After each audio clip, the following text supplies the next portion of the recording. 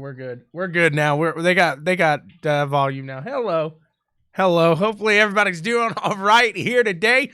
I'm in the paddock. I got a couple special guests with me as always. You got the one, the only third place finisher of Daytona the other night in the Rev Racing League. We got Scott Schroeder. How we doing? Well, I'm not too bad, Scott. How are you, sir? How are you? I'm doing well. Who else we got in here? Give me one. We got the one, the only, the newlywed. Yes, that is right. Congrats to the newlywed there, Mr. Jason Cracky. Are you there with us? There he is. Yes. He's here. He's good. They're about ready to go on a honeymoon, but he said, you know what? I'm going to do one broadcast with you before I bounce out on this honeymoon in about 10 days. But if you notice, he's not in this race, and he says he has a good excuse. I'm not sure if it's good enough or not, but this race was on his wedding day, so I don't know. I call that bad excuse. You didn't get married. You didn't get married at 8 o'clock at night. I know that. I saw pictures in the day, so she's got him already, Scott. I'd say she's got him already. Next, everybody, if you're looking for a Fanatec wheel, I think he's got an ultra wide. He's going to have that for sale here soon. So just keep a lookout for Jason Cracky there. No, congrats to you. Congrats on the I was going to say the luckier half, but that's you. Congrats to the unluckier half. Definitely. Half as well.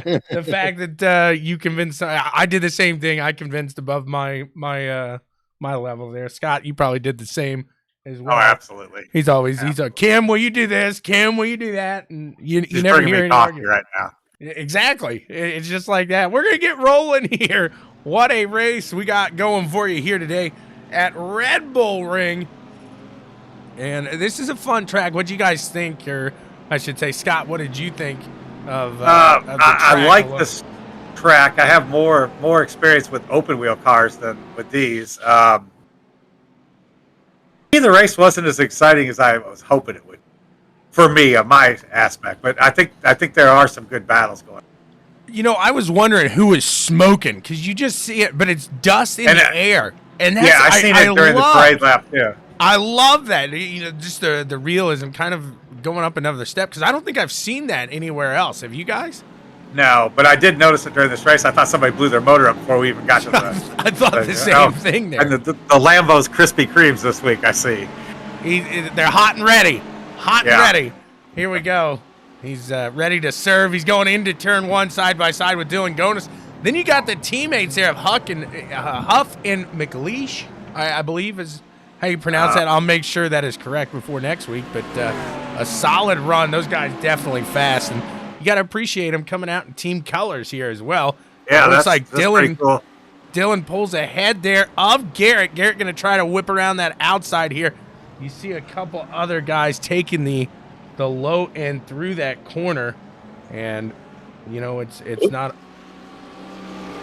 Look at these guys battling back here. Scott, you're one of them. You're to the side there. Somebody pulled back on the track, and I just got lost 3 or 4 spots trying to get around them.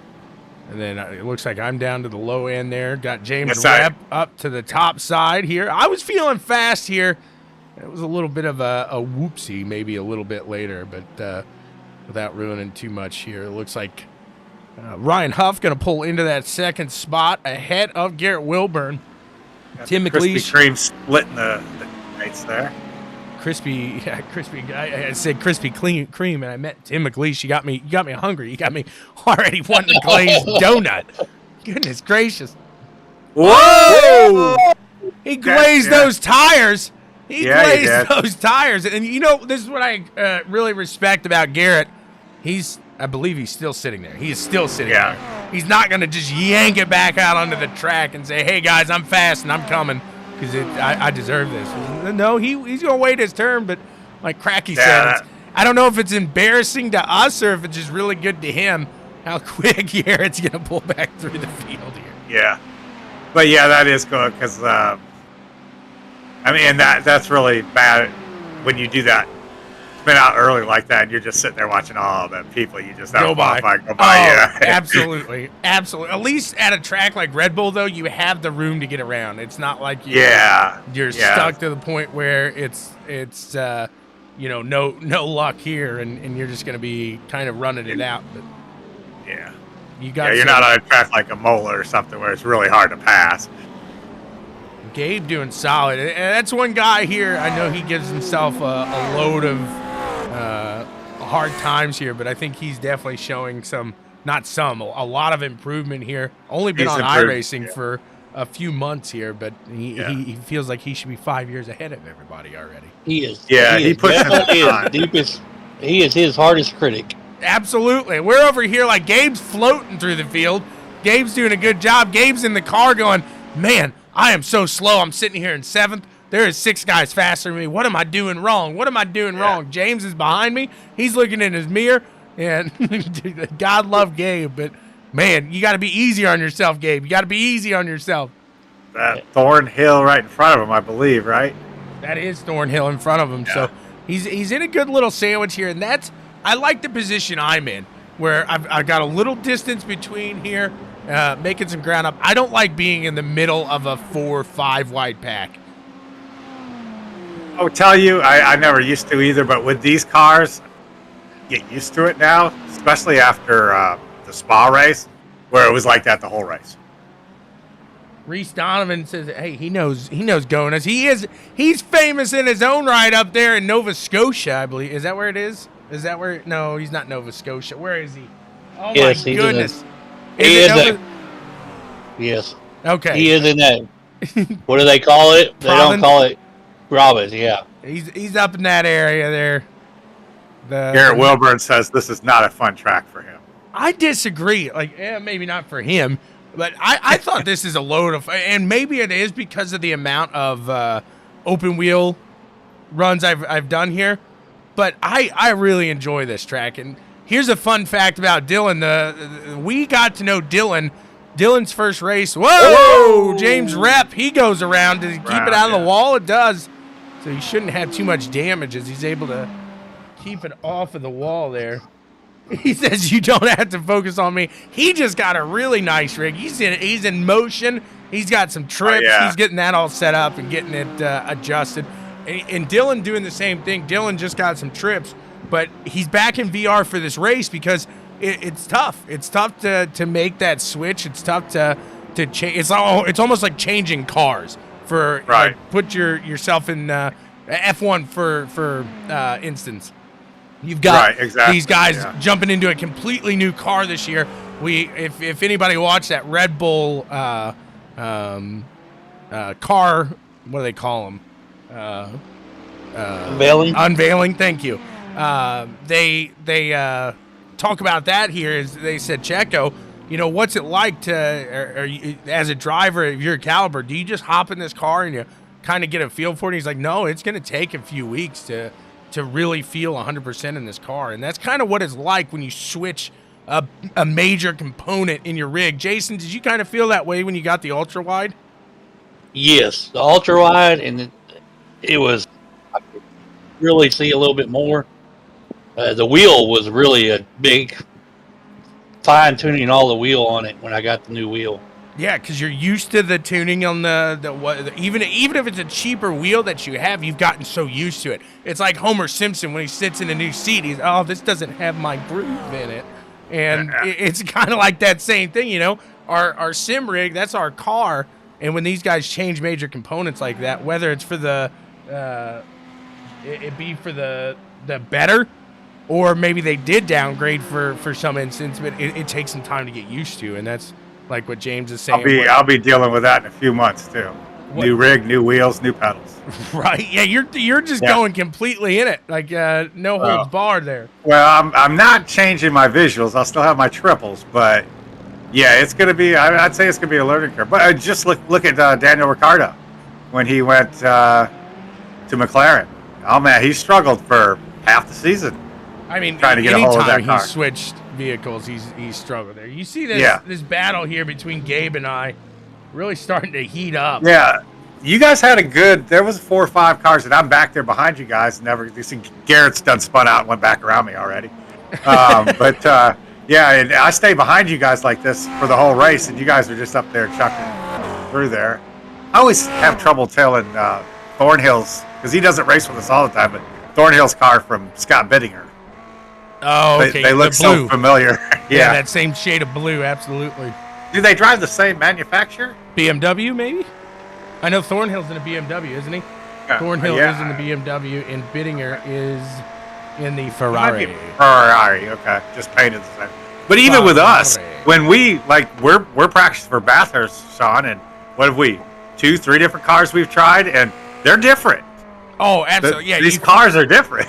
Especially, I don't know if I shouldn't say I don't know that you'd feel so much of a difference here at this track, but that elevation at Bathurst, when you get to that top of the mountain, if you're in the Porsche, that rear motor, the rear engine, compared to the McLaren, the mid-engine, you feel that transfer of the weight there. You feel where the weight is substantially more in the Porsche in that back end, and it can get a little bit. You gonna make a pass here, Sean? I'm gonna give it the gusto here. I'm gonna give it everything we got. Or you back off? Down to the low end. Not gonna go for it yet. No. Keep an eye on my line through that turn. That's all I'm gonna say.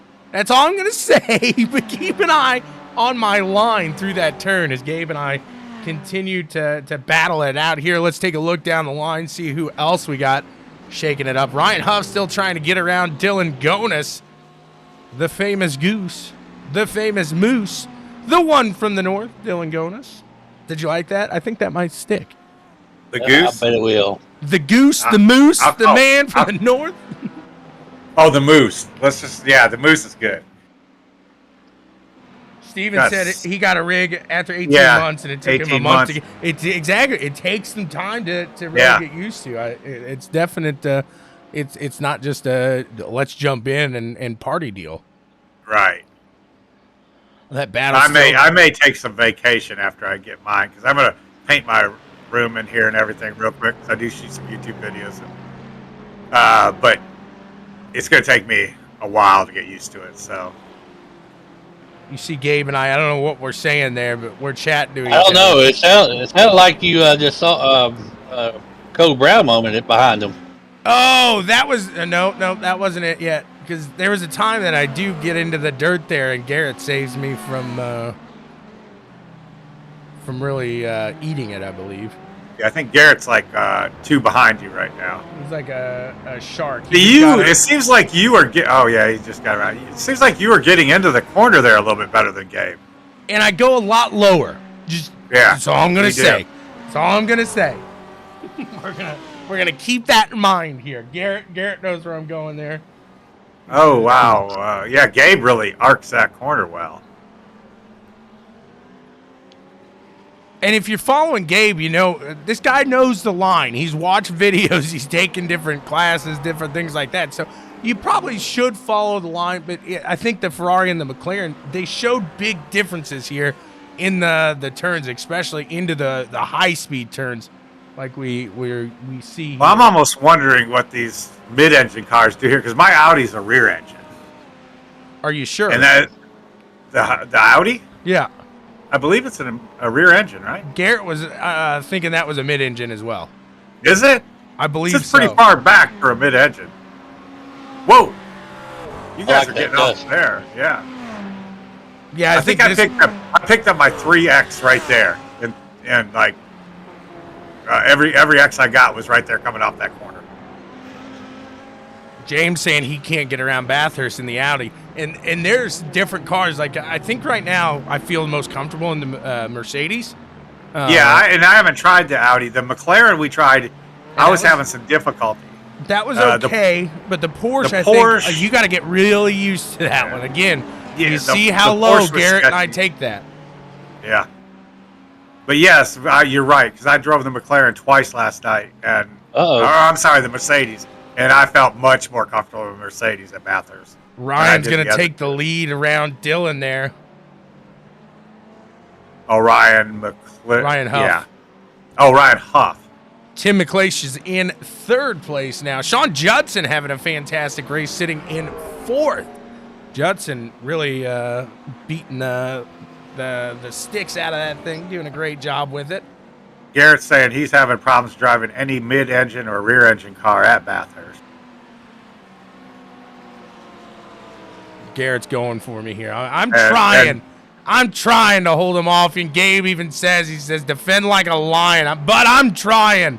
Garrett, watch He this. wants you to hold him up. This is where I get a little. Whoa! Yeah. I think I got Did you make contact? I think I did there just a bit. Yeah, probably not enough to do any damage. Did you get an X out of it? I believe we both got 4X out of that one. Oh wow, that was harsh for. I'd say maybe a 2X. Garrett, was that it? Garrett would know better than I would. He made me very aware of the situation afterwards because I didn't feel it. Because I got loose in the car, but then I caught it again. Yep, that was the lap. Oh, that was the lap. And let's take one more. Yeah, you had been getting in the corners harder than him, but wow. And I got Garrett on my back, so I'm really pushing here, trying to hold Garrett off.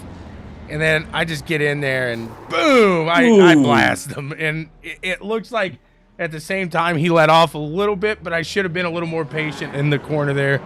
And before I even hit him, I'm apologizing. He's like, "Oh, Gabe, I'm so sorry, man." Did you at least give him the spot back? Not right there. I'm not gonna. Well, hold on now.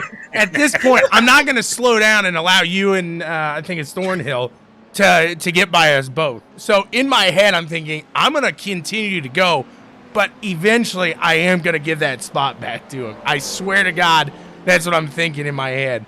But Gabe doesn't know that. Nobody knows that. But I am in my head saying he will get this spot, even if it's the last lap. I will give him this spot back. If it's somebody else, they might boot you off the track. That was kind of like the old Martinsville bump and run there, wasn't it? That was a little. Oh, not really a bump. That was like a smash and run. Look at the car. It's like not even damaged. Yeah, the car don't look bad. Gabe doesn't look bad.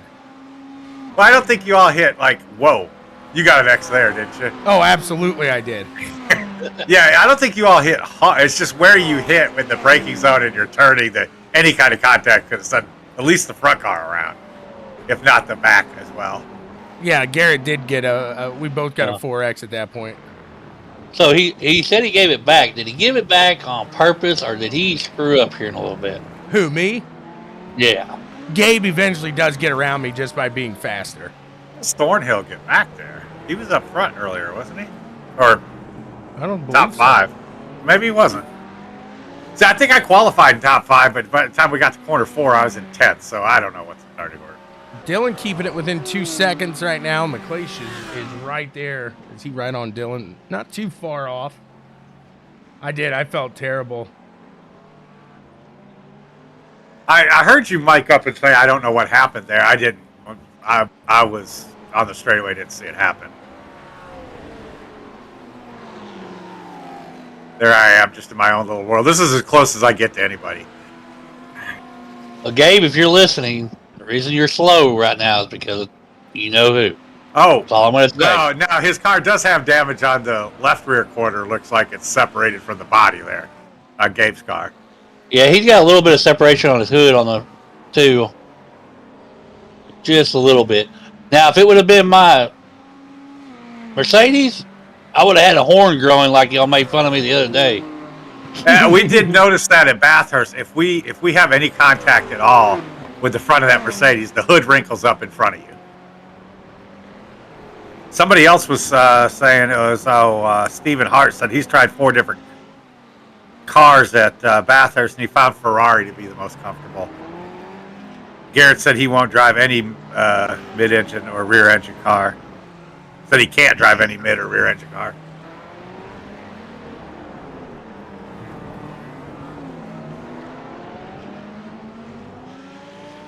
I don't mind the mid. I feel like the balance is pretty solid in a mid-engine. Yeah, and it depends on the track, but I really have a love affair with my Ferrari or my Audi, especially on the tighter tracks coming out of the corners seems to be my weakest area. But I can do better with the Audi coming out of the corner than I can with any other car. And it doesn't have terrible top end. It's not Porsche top end. But Thornhill's closing in here on myself. See what he's got, I believe. You know, he may have been up a little farther now that you say that, because he seems like he's kind of pulling that Garrett. He may have spun, and now he's starting to rip back through the field. Yeah, I don't remember.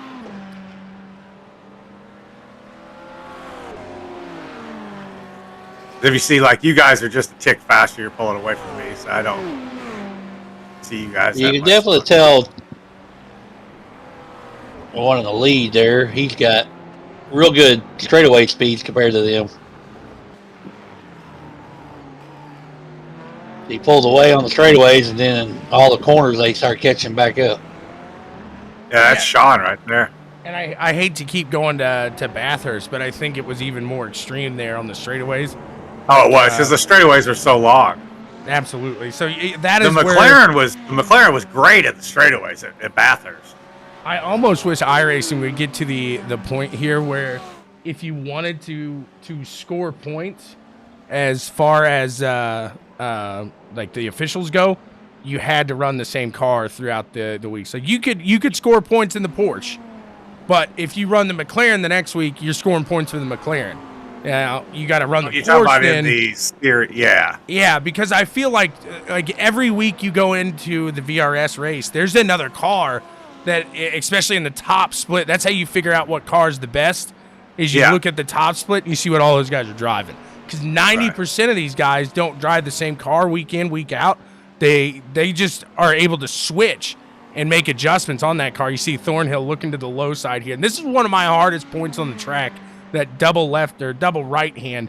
I'm going to swing it wide here. I definitely got a time penalty, but I did find out that if you're able to do it quick enough, you can kind of make it up in some of the braking. Yeah. In some of the braking here. Now, I do believe I'm going to have to give way to Thornhill because I wasn't able to get enough off. Yeah. But yeah, you definitely get an idea of what car is going to handle the best and what car is going to have the most speed by watching the top split. Race Labs does that for you too. You can click on the track that you're at that week, and Race Labs will tell you what the fastest laps have came from each car and what the average laps have been for both fixed and open setups, and see which one's faster. It's not the same one every week. I thought Thornhill was going to pull me right there. Yeah, I'm able to pull off that corner and get there, and his car looks like some scary eyes looking at you. You guys see that? Yeah, I see it. Yeah. It looks like some. Now he's got the headlights on. Yeah, yours is the only one that doesn't have the headlights on now. Because I'm driving during the day. I'm the only I got fire coming out the back. They didn't intentionally turn them on. I think they just come on automatically, don't they? I think Jason has a good point. When I may have lost my lights when I. Oh, okay, yeah. You could have. Gave an old smash and run. Come on, Gabe, get him back. Get him, Gabe.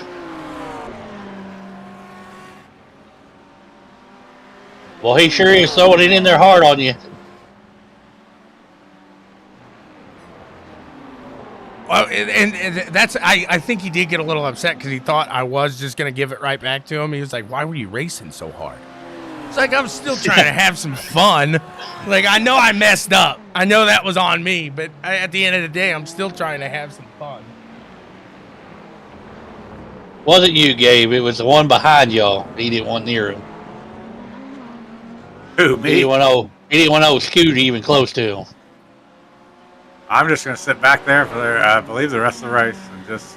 You did have a good little view because this is a solid battle at this point. You know, I've got it looking at the... But I'm losing a tenth a lap. Every lap, I'm a tenth or 2/10 slower. I'm just falling back just a little bit every lap.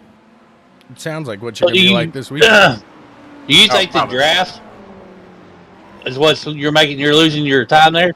No, I mean, draft here is not really that big. It was, I'm gonna debate that because you are out of that draft, and we got a 3-car pack that are within draft distance, and there's some you got to think like right here, and then you got the front stretch. There's some pretty tight areas that draft really could be affecting, and if you're not in it like that, if you're punching dirty air, then yeah, you know it could be a good point of that. I mean, I just think this track wasn't as suited for the Audi as some of the other ones have been. Stephen Hart, he agrees with us as well. He's saying, yep, it all depends on the track. And that, again, it just goes back to, I really wish iRacing, and I don't know how they would have to do that. And I don't want to discourage people from running multiple cars. So if you want to try to, my idea would be if you want to try to run for the McLaren, the Porsche, the Audi, if you want to do them all, you could run 7 VRS runs in the race, and you're going to take the points off of each of those cars. But again, I don't know how they do that at the end of the season, because it's almost like you'd have to class them out as their own class. And then at the end of the season, just take those classes away, I guess. I'm not sure. But then you guys, you'd have guys getting first, second, and third. They're that good. They're able to pull in the McLaren, the Audi, and the Ferrari or something. Me and Nick used to do that. We figure out which car was the best for that endurance for the week. Oh, absolutely. That's the car we ran, yeah. And that's the one of the biggest, I think, rule number one is here you can't switch cars. That's you got to pick what you chose at the beginning every week. And that is honestly one of the most stressful things throughout the Wednesday. It's not racing side by side. It's when you go to pick the car, you're like, am I on the right car?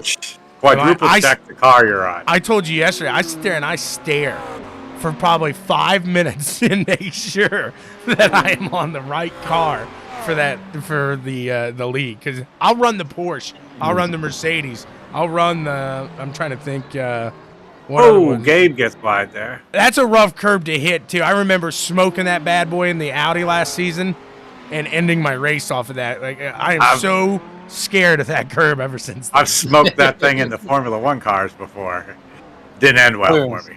You're talking about iRacing doing all. That's what I wish iRacing would fix is, hey, I joined. Oh shoot, I got the wrong car and let you switch.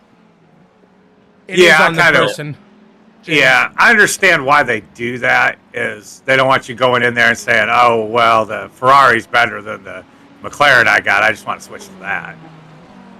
I understand that aspect of it, but a lot of times, if you haven't taken the track, I think, "Oh, hey, I'm in the wrong car. I should be able to switch." I've did that in NASCAR before. I've joined in the Chevy and meant to be in the Toyota and couldn't figure out what my paint. Why is my paint so weird? Yeah. Stephen Hart saying that, and he's got a great point here. It's the balance of the weight under braking is one of the hardest things to really get a hold on when you switch cars up. Because I know, like, the McLaren and the Porsche, when you switch between those two, because we ran the Porsche for the Daytona 24 and I run the McLaren in the league, obviously. And when you switch between those two, that braking is one of the hardest things. I'll get loose under braking. I'll lose it under braking. So yeah, that definitely is a difficult thing to get the hang of. It is. Cracky, how you like? I know you weren't in this one because you got married, but how are you liking the Mercedes overall? I think that's a pretty solid car, and it looks like, I believe it's only you and Dylan. Is there another one in here? Nick, when Nick shows up.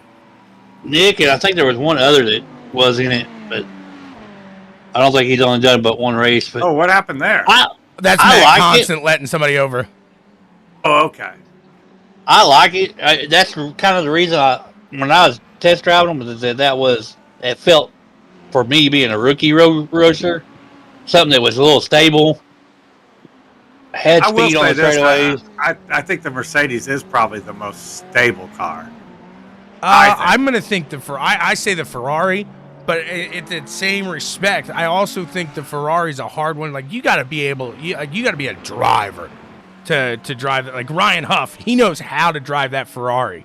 I'm not a driver. Tim, he knows how to drive it. Judson, he knows how to. Tommy Bush has shown that he can be very fast in that Ferrari. Myself, I'm a mid-pack guy in that Ferrari, but I feel very, very comfortable. I feel like that is one of the most balanced cars in this series.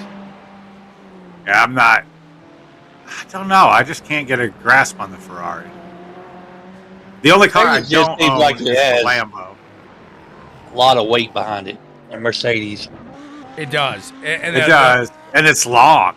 That's the front end being so long. When it gets a ding on it, man, there's a lot of metal to come up there. I'll tell you what, like you were saying, the horns, if you're in the driver's seat, man, it's like, whoo. Yeah, it's hard to see over if you tap that hood. That hood gets buckled. It's a little tough. I had to go in and wait for him to smash it down in Bathurst so I could see out the window, out the windshield. Look at the lead Ryan has got. Oh, I like that helmet. I like that helmet there. A little Star Wars. Oh, was it? It is. Look at that. I was reading the. Oh yeah.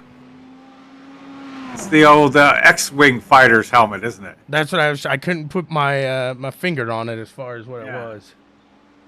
Dylan, Pretty not cool. too far behind. So you're seeing Ryan is what we like to call an alien in this. He is very fast. For our series, yes. Very fast. But I think it's pushing Dylan to get to the point because Dylan, I want to say, is a little closer here today than he has been.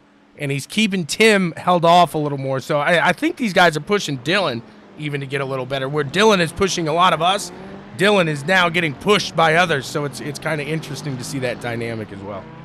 I will say this, since we started this series and started racing with these guys, I'm not sure I'm a lot faster. I'm sure a little bit. I'm a lot cleaner. I follow a line a lot better. I don't get as many off track. Judson said he ran the same setup and you couldn't get nowhere close. Judson's having a fantastic race right now. It looks like Tommy's trying to close in on him. Let's see. We'll go to that battle here between Judson and... Yeah, they were, what, 4th and 5th or something back in there? Right now they are 5th and 6th. Yeah, I remember it being up there. Matt Constant on the radio. There's nobody else that you want to come up to as a leader than Matt Constant on a road course because that dude will straight up pull off the track. Like a road course? What about an oval? No, if you're the oval, yeah, you want to stay away from that dude. You want to be far from him. If you see Matt Constant on your relative on an oval, you start crying. You're like, oh man, my race could be very over right now. It's like I'm calling Dave Hunt and get pointers on how to pass him. I don't think Dave could tell you. I don't think Dave got by. He's got some experience though. Every time Matt joins a room with Dave now, it's you hear man, I'm still sorry about that race. I'm still sorry about that race. Yeah, absolutely. Oh my goodness, guys, you won't believe it. I think I just said his name and Carl wants to come talk. Is Dave Hunt in this race by chance? No. I'm sorry, no, Carl. Dave is not a road course guy. See, all you got to do is say his name. This guy loves some Dave Hunt. He's seen him. Everybody's got their fans. They do, absolutely. It's something about that 53 machine, Carl's. What is it, Carl? I love the colors, the fantastic color scheme. By the way, Jason, congratulations on pulling off the best magician trick you will ever do in your life. God dang, Carl, that wasn't very nice. I mean, there's some different ways to put that, man. You know, you tell them, congrats, and she's lucky to have you, but you're a little luckier, things like that. A magic trick. My goodness. We all know how Carl is. We know how Carl is.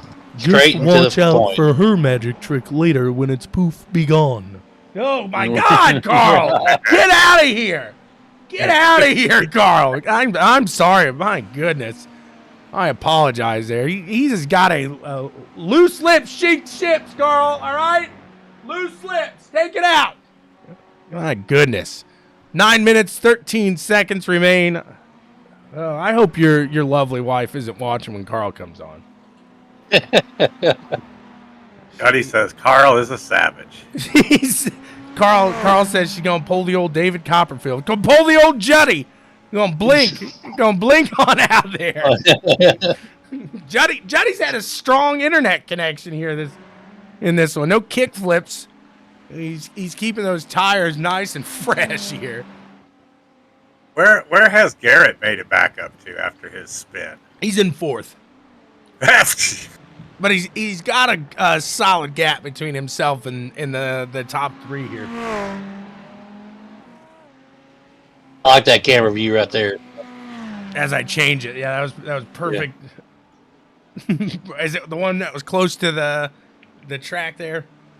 Yeah, the hills. You see them coming over the hills coming to you. It really is an absolutely beautiful track. I still think Phil Byland, whatever, is still the nicest when you got the ocean. You're on top of a Man, mountain. half you guys didn't even want to go there. I had to talk you into going there. I love that track. That track is, and I honestly, I want to say that track probably brought the best racing throughout the entire season so far. I love racing Phillip Island. It's one that does not get a whole lot of play in iRacing. Ryan Huff still pulling away here with 7 minutes, a little over 7.5 minutes to go. Look at that. Gabe got by me. I did not let him by. I will say that. He was faster. So I got to give credit to what credit's due. Here's that was Matt. We got it right here's that view. Yeah, that is. I love that statue in the back, or that I don't know if they call it a statue or a piece of art, whatever it be. Yeah. But yeah, that's a very nice looking. Does Scott get around you? No, Scott couldn't catch us. No.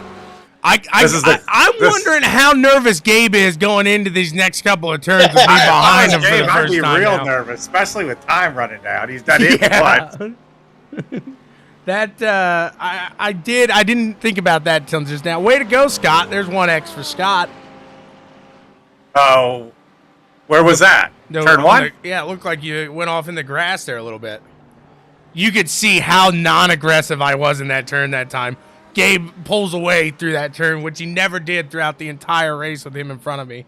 I was so nervous myself. He's running for his life right now. Yeah. And what's bad is when you change that lineup like that, you got loose off because you were slower than your normal. That it did take a little adjustment, but at this time I'm thinking, man, I'm not doing that again, because at that point, freaking Schroeder's going to get around us, and I don't want to hear that. Did you mess with your brake bias at all throughout the race? I'm terrible about that. I don't change it at all.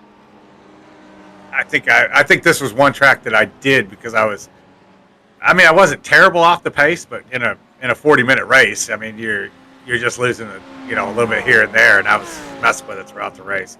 I'll be honest, normally I don't. I put it somewhere and leave it. Yeah, I like to find a comfort zone and just stick to the whoa, Gaby baby. Sending it off. He's gonna do the old break zone. Scoot looked like he was catching y'all there for a little bit. I think it was those back the final two right-handers that we really were able to pull away from Scott from each and every lap. Yeah, my car didn't want to rotate through there real great. I did know I was having to get out of the throttle a little earlier. Couldn't pick it up as much. I wanted to four-wheel slide through there a little bit. Well, you got to remember, you could hold it full throttle through there. Now, see, I saw the inside. I saw the inside, and I thought about taking it. I was like, he even said something right there. I was like, you know what? Nope. Not going to go for it. Not going to do it. Not going to do it. This is probably where he's saying I'm racing him a little tight. I can see that. But I think I've forced him off the track here and there. I don't know if I forced him, but at this point, too, in my head, and again, I know people aren't in my head, I'm thinking I'm going to give this dude so much room. It's unreal. If I get to the side of him, I'm going to be on one end of the track. He's going to be on the other. That's how much room I'm going to have to really, get side by side with him, because I'm not going to wreck him again. I'm not going to get it. You can almost see throughout the race some of that damage on his bumper maybe got a little worse. Yeah, that's where the VR and the triples come in. I don't know what Gabe's on, but I don't know if he could see where you're at. That's why he was staying so way far away, because he didn't want to get into you either. Right. I think Gabe's on triples.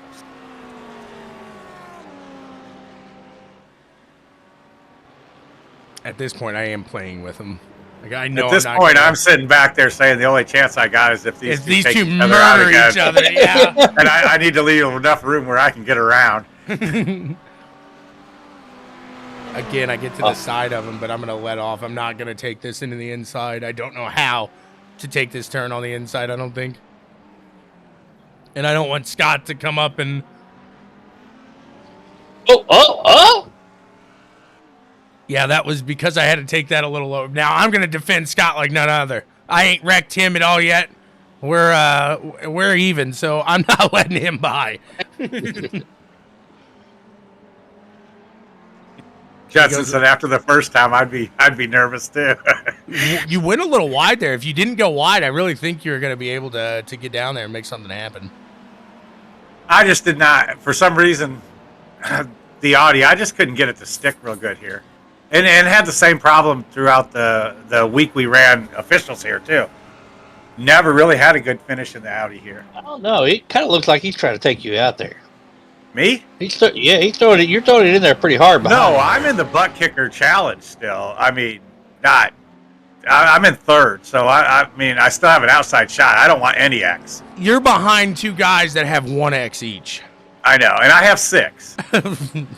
Those guys are also trying very hard not to get an X, where you're on the competition scale, really trying to hold on to points. If those two have a bad race or something, I could be right there. So I'm still, that's in my thought. I'm not trying to get any X's. Oh, see, if I'm you at this point, like I'm all about, because you're at the point where you could land top 3. Am I right?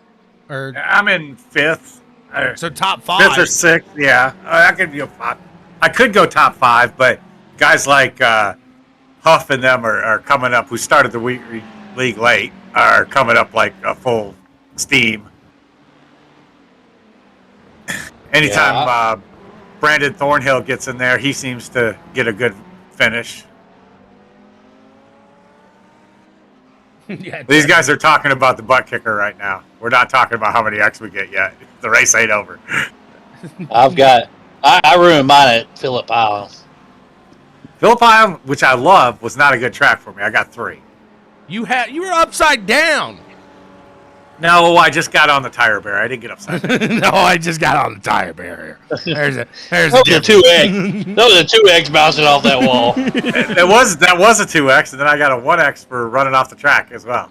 Yeah, I got 3X here. Judson said I'd be worried about that too if I was behind you. Oh yeah. You could see all the debris and everything that is kicked off to the side. Like where does that dirt come from? It's concrete, right? It was on the track, so I know driving has pushed that off to the side. You would think somebody with a broom would just go out. Yeah, they're gonna go out there when people are driving around. Yeah, absolutely. Like that guy behind the F1 starts that's waving the flag behind the cars. I was talking to Garrett about this the other day. Every time I watch an old race and I see the poor son of a gun that had to run out there and throw the checkered flag in front of the cars as they drive by. Oh, in the 60s and 70s? Yeah, dude, it's like, there's no way I'd do that. I thought about that too when I was watching that Ford versus Ferrari. I was like, how many of those guys have died doing that? Trying to figure out, was that the checkered? No, I think we got one more, so this is a white flag out here. Yeah. Who's that in 12th spot? 12th is JD. That don't look like JD. Car. Yeah, he's got that purple and yellow. Oh, does it? Why was I thinking he's red? He did have a red Ferrari car. It looked like the F1 so he changed style. His paint. Okay. That's pretty cool. I like JD. Custom with it. The Greater Dane. The better Dane. Well, God, Scott. Wow. Between you and Carl today, I don't know. My goodness. Sorry if you're watching, Brad. You know who Scott likes better. I'm just giving Brad a hard time. I guess it's the age gap there. I'm pulling for his dad. That's exactly right. Goodness gracious. Man, 2 weeks out of surgery. He's back on the track. I got to give him credit there. I do. It was leg surgery at that. Ryan Huff coming around. He's looking. Is this going to be 3 straight, or did somebody take him down? No, he got took down. Spa? Yeah, it was Spa, yes. That's why everybody wanted me to do that. Wasn't it? Was it Wilbur? I do believe so. I think Yeah. Ryan Huff's going to take the checkered flag in this one. He gets it done. Good race, Ryan. I believe that's... No, I think we... Are we white flag now? I do get tossed a little when it comes to these checkered and white, because sometimes it doesn't... when it counts down to 0, I think we're white flag racing right now. Yeah, we are. So Ryan's got to hold off Dylan. He does have a 6.5 second lead. What happened to the 95? He's pretty far back from Dylan.